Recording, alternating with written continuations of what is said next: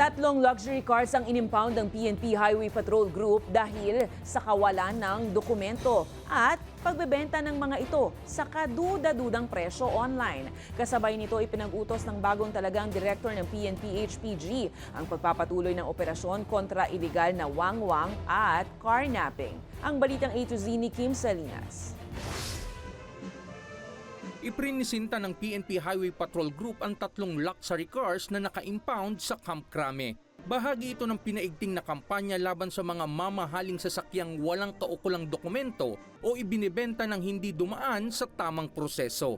Unang nasabat ng HPG ang isang pulang Camaro sa Calabarzon noong September 6 matapos itong parahin at walang maipakitang papeles ang driver. Unfortunately, wala.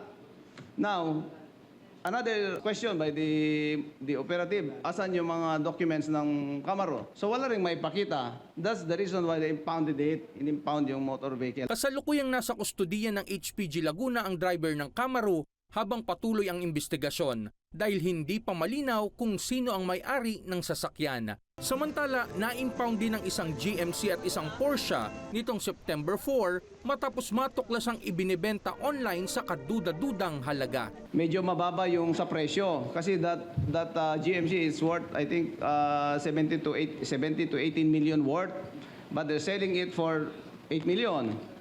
Tapos yung Porsche is it's supposed to be 8 million, they're selling it for 6 million. So medyo mababa. Bagamat may naipakitang dokumento, lumabas na ang tunay na may-ari ng mga sasakyan ay nasa ibang bansa. Ibinebenta umano ang mga ito dahil kailangan ng pera para sa medical expenses. Nananatiling naka-impound ang GMC at Porsche hanggang walang special power of attorney mula sa may-ari.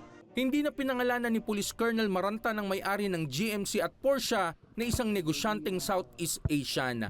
Kabilang din sa marching orders ng bagong direktor ng PNP HPG ang patuloy na operasyon laban sa iligal na paggamit ng wangwang. Yung mga gumagamit at matitigas ang ulo nyo, huwag kayong magalit pag pinagdown kayo ng Highway Patrol Group. We're trying to respond to the order of the President to remove the pain points on the streets. Nais din ni Maranta na paigtingin ang operasyon laban sa carnapping. Para sa Balitang A to Z, Kim Salinas.